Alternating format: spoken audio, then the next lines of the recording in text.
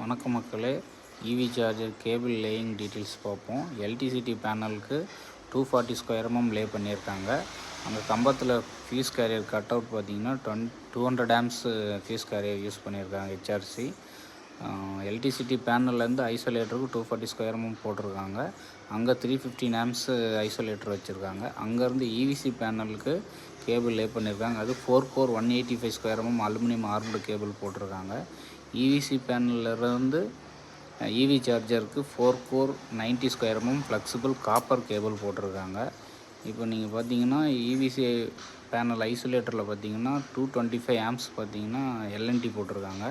இவி சார்ஜரில் டிபிஎன் சுவிட்ச் பார்த்தீங்கன்னா 400 ஆம்ஸ் போட்டிருக்கு. அதுக்கப்புறம் ஒரு கான்டாக்ட் இருக்குது, அது 225 ஆம்ஸ் மேக்ஸிமம்.